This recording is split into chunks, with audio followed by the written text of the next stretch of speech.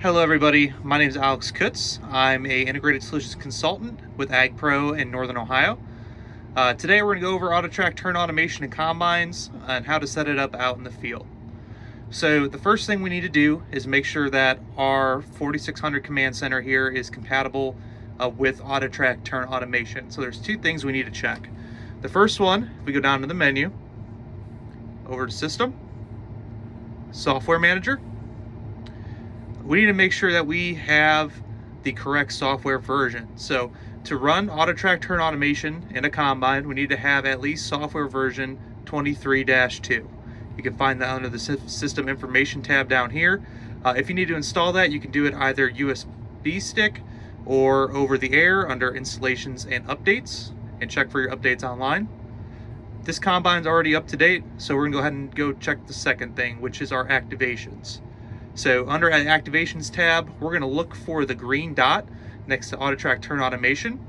In this case, we do not have AutoTrac Turn Automation activated, but John Deere does give us 15 hours of demo time to use with it. So assuming that you have your software up to date and the activation unlocked, we are good to go with AutoTrac Turn Automation. There's a couple other things we need to make sure we have done before we get out to the field. So we need to make sure that we have a boundary set around our field. In this case, we do. AutoTrac turn automation does require what is called a headland boundary. This needs to be added for each individual field. It can now be done through Operations Center, or it can be done out here in the field. So we're going to go to Fields and Boundaries, look for Exterior, tap on it, go to the pencil next to Exterior, and then we're going to put in an offset. So we have a couple different options. Typically, we're going to use constant offset or top and bottom offset. So top and bottom is going to basically let us determine, okay, this is the south end of the field or north end of the field. We're going to put our headland boundary there. Most people do use the constant offset. In this case, we're going to have an imaginary 40-foot header. We need to make at least 2 headlands passes on either end, preferably 3. To make sure that this technology works the best. So I am going to put 80 feet in there as my headland boundary, which really doesn't give us much room to kind of turn around in here, so we'll get lined up correctly though. It'll look a little more normal in your field. So we have that headland boundary set. That's one thing we need to do. The other thing I like to do inside a layout manager here, we are going to put the AutoTrac turn automation shortcut down on the shortcut bar. So I'm going to hit my pencil on default shortcut bar, hit this little plus icon. You can remove a tile if you need to by tapping on the tile and hitting remove, but we do have an open space here, so I'm going to utilize that. Go to Applications, AutoTrac Turn Automation. We're going to add this tile in. So I'm going to save that, and I'm going to get out of here. Now we have that down on the bottom.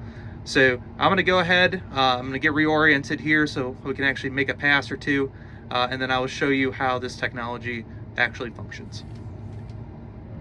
Okay, so now we're kind of lined up here. Again, this looks a little weird because we're only in about a 2-acre lot here to do this on.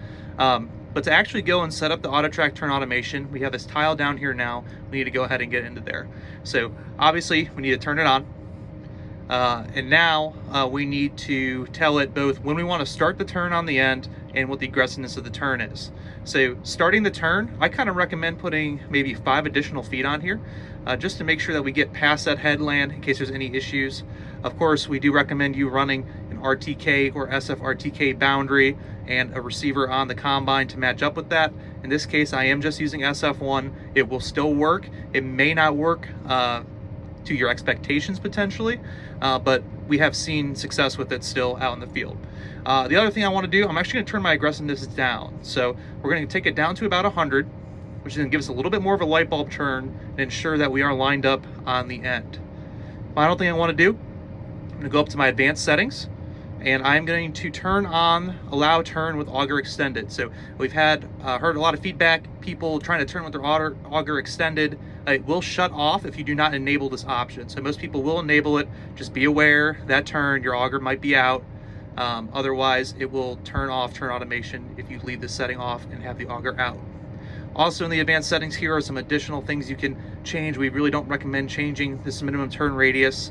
and then your spiral turns are for if you're running the spiral. But in this case, we're just going to go back and forth. I will show you how to do the spiral in a second.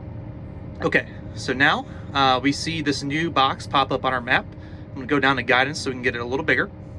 So by tapping on this arrow here, we can basically view our turn and what's going to happen with it. So we can see here, we got this turn on the end that's now drawn out. We are going to pass over the edge of our boundary here. It's going to give us a warning. In this case, we're going to be okay because the boundary is a little in from our lot. But just be aware that if it does give you that warning, you may be going outside of your boundary. So back in this arrow here, with these arrows, we can determine whether we're going to skip a pass or if we're going to go the other way. So by punching these buttons one way or the other, we can only go one way here. We can determine whether we're going to turn left, turn right.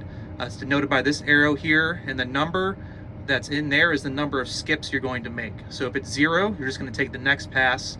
If it's 1, you're going to skip a pass. 2, skip 2 passes. So right now, we do have this on just U-turn, so basically turning back and forth.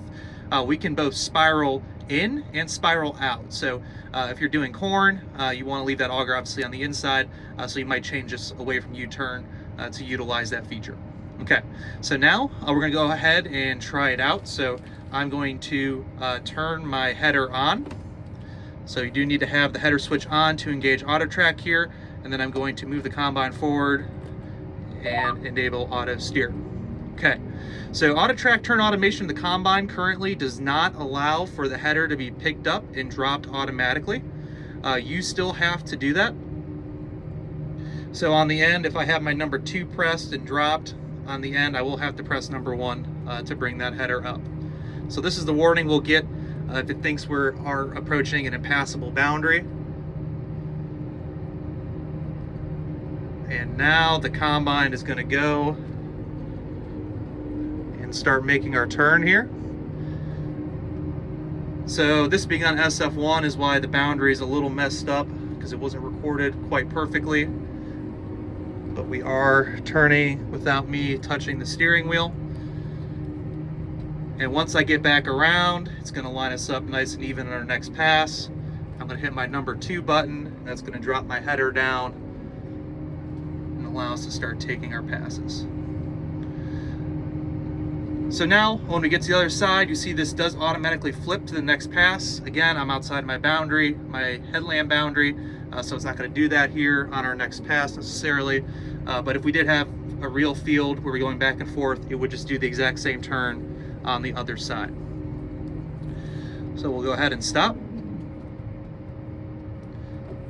That is the basics of AutoTrac turn automation in the combine in 2023.